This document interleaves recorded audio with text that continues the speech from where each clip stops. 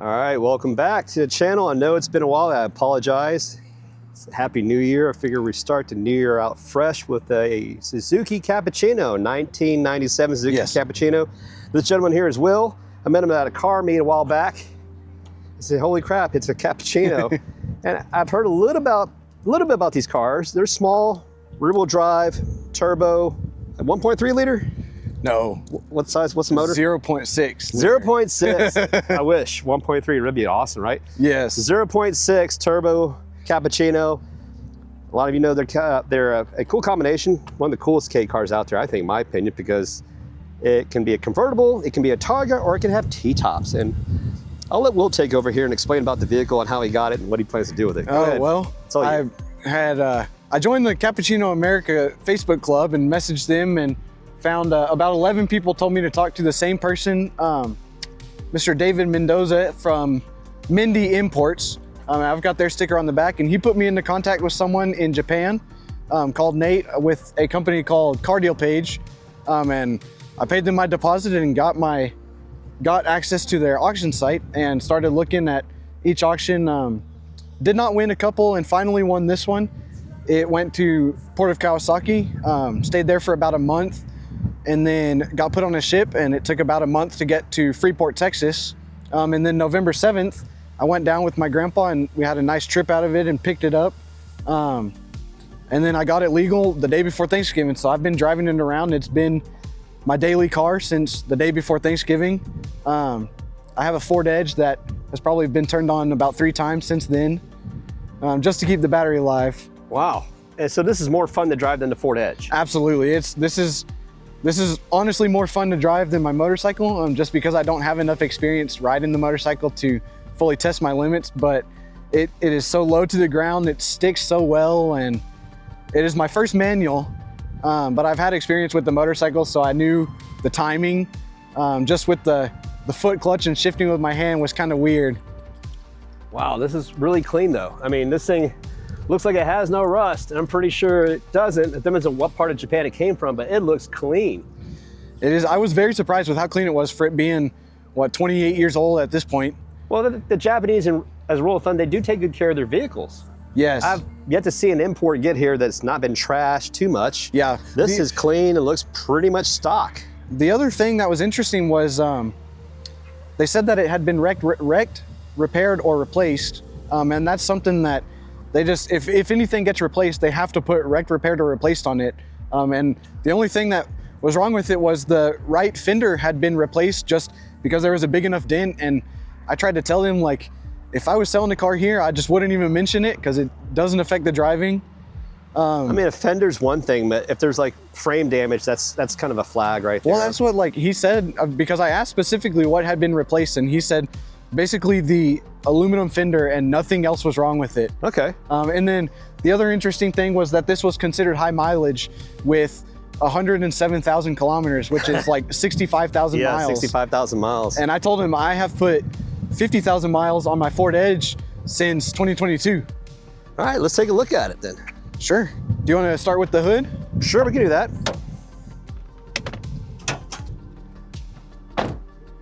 Like I mentioned, it has a 650 cubic centimeter engine. Wow, look at that. You got a strut brace on it too. Yeah, so that's not stock. No, they do come with one, but this is an upgraded one. Yeah, it looks cool. It looks like a Cusco. And I'm pretty sure that you can extend it. Like I said, I got this. Yeah, so the rule of thumb on these, from what I found, is once you get it, you take this off and you get it, get your alignment done. And once you have the shocks that you want, then you put it on there and then you tighten it up till it gets nice and firm, and you pretty much lock it in at that point. So if you ever get your alignment done, you loosen it up or take it off, yeah, I'll need that for when I get my coilovers. Put it back on and tighten it down, torque it to where it's nice and firm, and you're good. It keeps it that rigidity. Yeah, definitely. This is a beautiful little car. Everything looks well maintained. It was an HKS intake. I remember these. Yes, it was very hard to find a mushroom filter for that. Yeah, it's using HKS, but it's green. I've seen these. I've had these back in the day in my old Mitsubishi Eclipse. Yeah, I used to own a 92 GSX with the same intake. But yeah, great car too. It's got these are nice. It has the stock 32 millimeter turbo is right down there in the corner. This is pretty much the housing of it. And yeah, I see it. That's cute. That is so tiny. Now I've heard you can add boost to these to some degree with this motor. Yeah. And exhaust. And You can get a, so the one that's on there right now is the stock HT06 turbo, and one of the most common upgrades is a HT07 turbo. Okay. And then if you do get a turbo, you have to put the I think it's the Suzuki Sport, but it's the N2 ECU. Okay. And it just controls. So what's the horsepower right now on this? I haven't tested it, but they come stock with 63, so that's what I'm assuming it's 63, and what's the weight on this? With a full tank of gas, it's 1585, I think. And with Lighter than a Miata, than an NA Miata. Yes, way lighter. It is.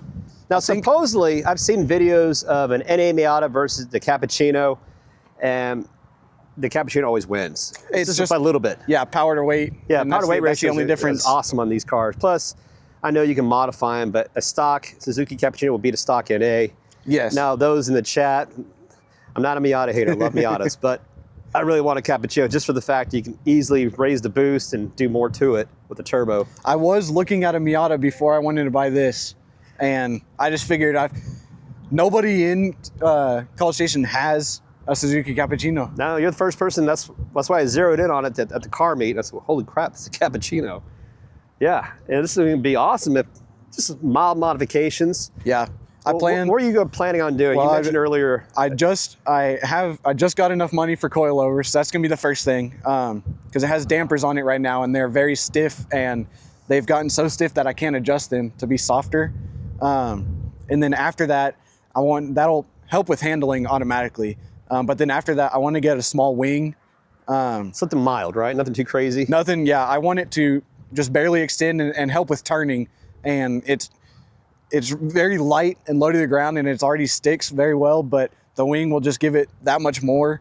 And then after that, it doesn't have any heat protection tint, so I want to get tint on it. Gotcha. And that's the least important thing that I can do without for the longest time. But shocks are first because it's such a rough ride, and then the wing just for fun. And then eventually I can deal with tint, but I'll probably put some stuff before that.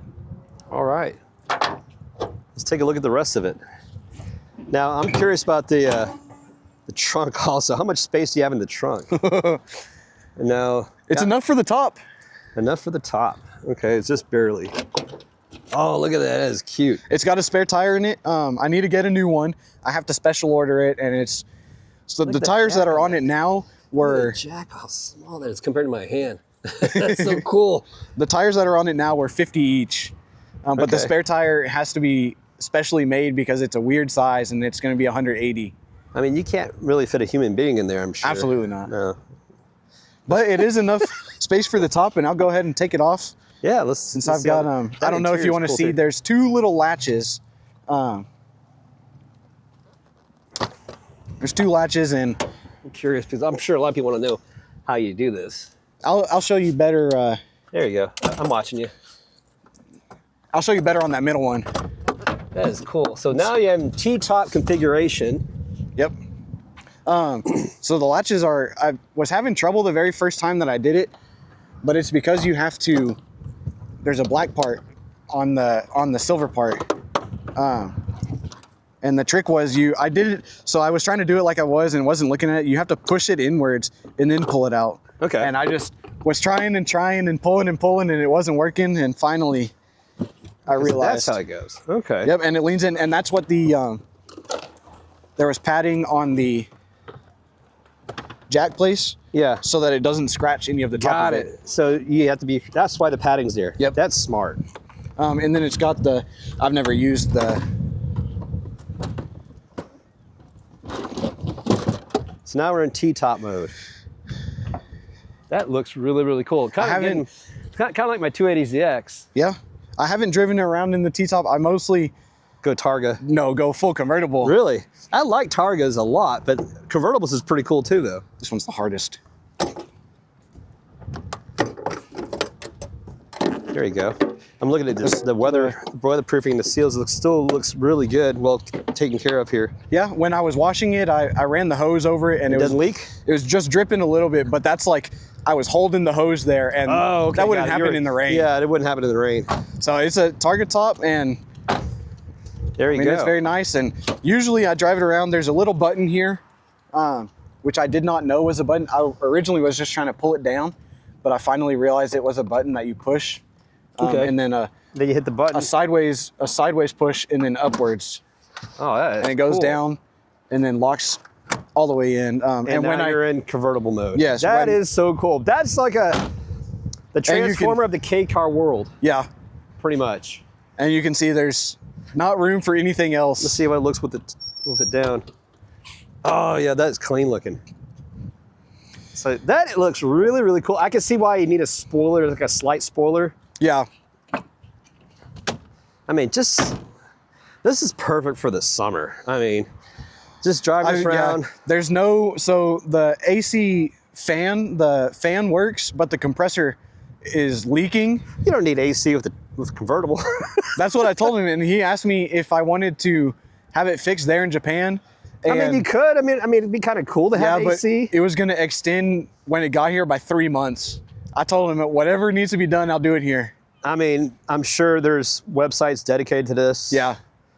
This car. I've already asked, the rims that are on it now are 13-inch rims, and stock are 14-inch rims. So there's something wrong with either my tie rod or the dampers itself. And this back left tire, anytime I would hit a bump or take a hard right turn, it would scrape and gouge out the inside of the rim. So I went on to ask, like, these aren't stock tires on the Facebook group, and they pretty much said no, they're too small, and I would probably either need to, the top comment was to get an angle grinder and just grind out the inside anyway. And I finally went and bought myself 2 aluminum spacers? Yeah, spacers. 5mm spacers, and it was just enough, and I have not heard it scrape at all since then. And it was, yeah, I was going to say spacers might be the way to go. Or it was get a different $18 offset. for the pair. Or get versus, like a negative offset. Yeah. A whole new set of rims, but that's a lot of money too. I was, I think $3,200. And you said these are 14s? These are 13. 13s. Stock is 14. I mean, you can go 15s if you want. Yeah, people have said that they just went ahead and upgraded to 15. Yeah, if you go to a 15, you can go to a low profile tire and make it a little bit sportier looking. If you want to go crazy, go 16s, but you got to get a really low profile tire for that. Yeah. I mean, you just have to think about how to look with 16s or 17s. I think 17s is a sweet spot for most Japanese cars in the 90s. There's also not enough room in the wheel well, though. Yeah. I have to get... Well, it depends on the width. And, Oh, yeah? Yeah, so it depends on the width. If you had like a 17x6 for this vehicle, it'd probably be fine. But you're running 205s or 195s right now? 175. 175, 77, 13s. Yeah. So that's literally a 5-inch width rim. 175 is a 5-inch rim. So if a 6-inch rim, you can go to a 195. I'm just doing the math. I mean, we'll talk about that later, but I'm really into aftermarket and fitment on some cars. Okay, so that's enough for the intro. Let's cut away to let's look at the interior. Let's do some close-ups of the interior. It is very, very clean. Yeah, this is beautiful.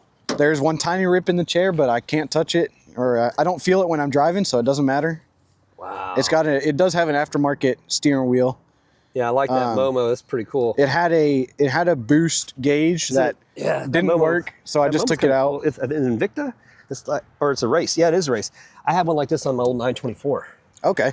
Yeah, it's the same design. But it had a boost gauge that didn't work, so I took it out, and the boost controller doesn't work. Yeah, but I haven't bothered taking it out yet. Well, you can find this one probably on eBay. Just look for that model number. You might be able to pick it up a used one, and if it's just like the same model number, you just swap it out. Well, it doesn't turn on, so I think it's not connected or something. Or it could be fried, because look at that screen. So, I mean, it wouldn't hurt to get one of these on eBay. Yeah. And you have a turbo timer as well. That's going to help from frying the turbo. Yes. The very first time I turned it off, after getting it on the trailer, took the key out and it kept running, and I was like, oh my goodness, there's a wire cross somewhere and it's never going to turn off. The turbo timer is there to save you. I was very scared. Yeah, it's going to save you from replacing the turbo. Yeah. That's old school 90s tech. I love it. Well, good. All right, we're going to fade away here.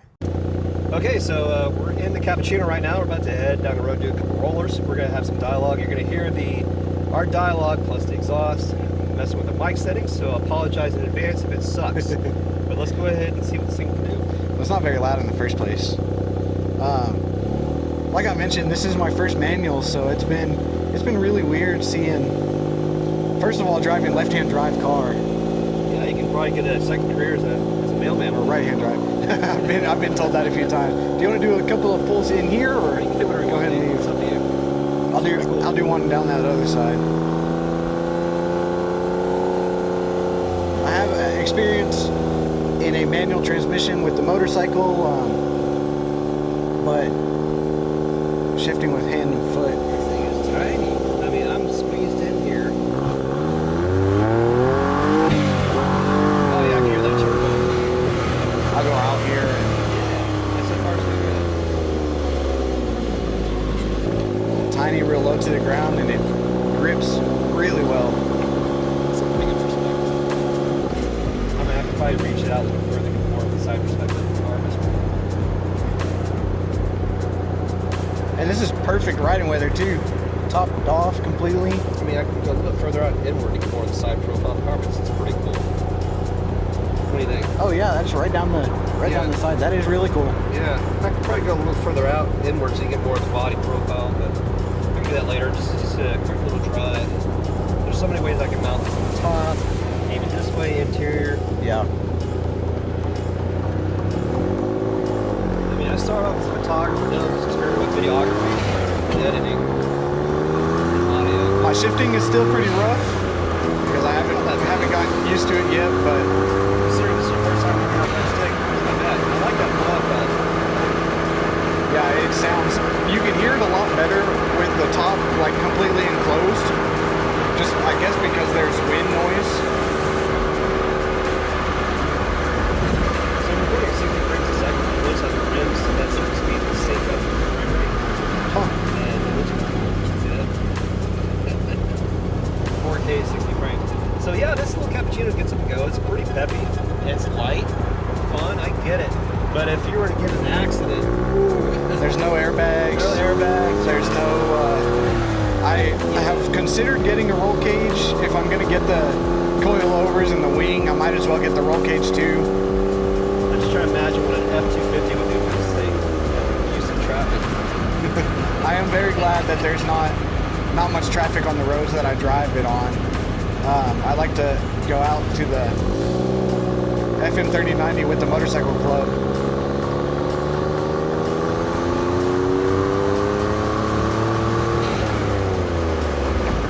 You can see my stereo cuts out. Why does it cut out?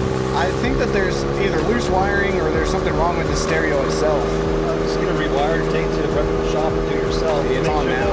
Make sure all the, probably a loose ground somewhere.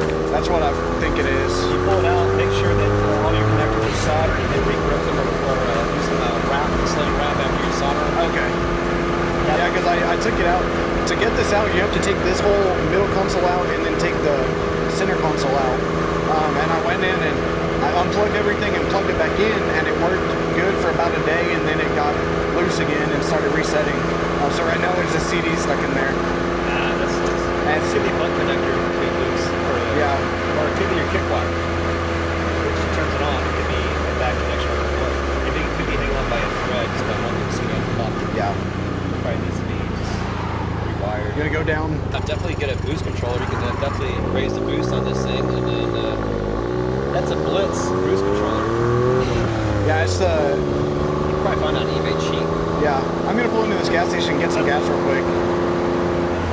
If you want to try to remount it there, or Remount it, change a different configuration. it gets about, on average so far, I've gotten about 36 miles a gallon on a 6.5 gallon tank using premium gas, and it takes about $15 to fill my tank.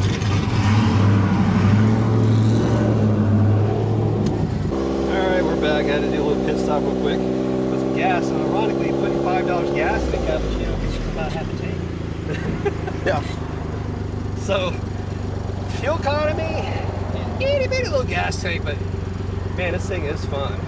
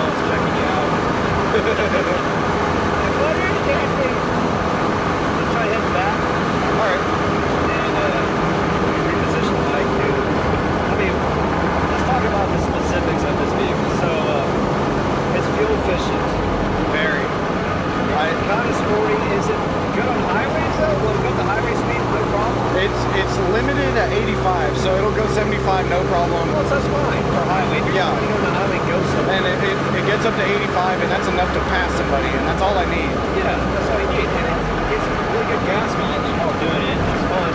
The only negative I see is its safety. Yeah, it is getting in an accident in this car would not be pretty. I mean, I definitely keep my head on a swivel, you know, same as on a motorcycle, just especially now with the top off, I have 360-degree view. Yeah, I mean, but just getting in an accident, I can see why that would be negative on this.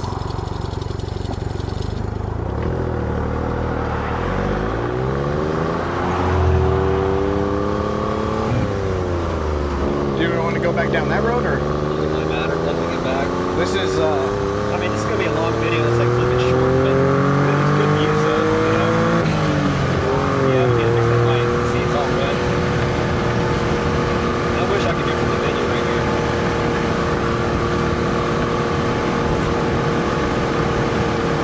That is kind of surprising because it doesn't really sound that loud while I'm driving.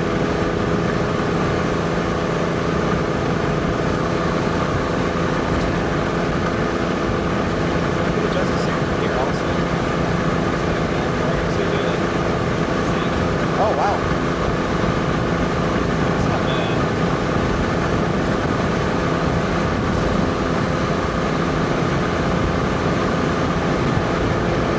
Let's see, 45 miles an hour is 72 kilometers. There's the cop right there. Yep. Yeah. I was checking my speed, making sure Learning how to reverse in this was also kind of difficult because it requires a lot of clutch control. And the hardest part with any new manual car is learning where the clutch zone actually is. Because I drove my buddy's 1999 Honda Civic, and on the motorcycle, the clutch zone is, when you have the clutch lever, pretty much, I want to say like 90% out. So, you know, that's the only manual transmission I've experienced with the clutch. So I went and was getting ready to take off, and I just took my foot out too fast, thinking that it'd be pretty, like, the clutch would engage pretty far out, and just instantly stalled. And he laughed at me and said he did the same thing the first few times because he also had a lot more experience riding a motorcycle. And the clutch kind of engages in this car at about 50%, it was just hard to get used to where the clutch engages at. So you learn how to drive stick on the right-hand side car. So you learn how to drive with your left hand. So imagine you transition to a manual transmission U.S. market vehicle. You'd have to learn how to shift. Well, I mean, I'm sure it's not going to be that hard. No, and that's that you learned. That was one of the main questions that I got was like, does it feel weird shifting with your left hand? And I said, no, because this is the only thing I've known. Yeah, well, but imagine you getting in one of my cars, like my Datsun, and having to use your right hand. I mean, everything's the same. Clutch pedals are the same. Clutch is the same. The pattern's the same. I mean, now the difference is that the brightness knob is on the right-hand side, which would normally be a turn signal for us, and it's flipped over to the left-hand side. Yes, and the first time that I got in my edge again was to go get groceries, and it was after I had been driving this for about 2.5 weeks only, and like you said, the turn signal and the lights are on the right side. Yeah. Went to go to do my turn signal in my Ford Edge, and my windshield wiper started going, and I just kind of hung my head, and I was like, I can't believe I just did that. Yeah, it happens. Going from this to a Ford Edge is much, much different. When I was stationed in Germany, I had a BMW 325i in 87. Could have been, no, it was 88. 325i, and of course it was left-hand drive, and it was a manual.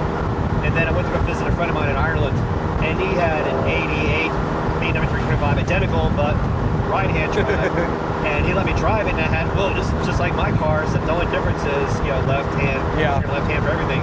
It took a little getting used to driving in Ireland.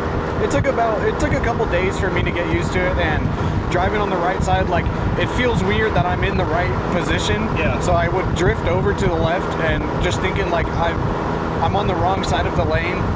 But after about a couple days, I got used to it and didn't have that problem anymore.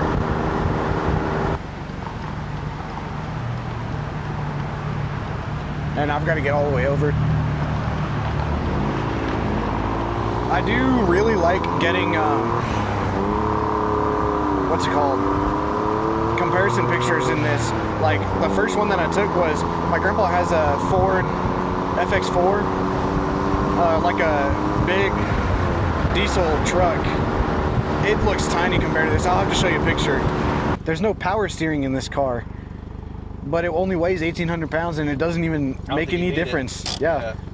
I mean, I didn't know that there wasn't any power steering until I looked it up. All right. Well, this has been a fun ride.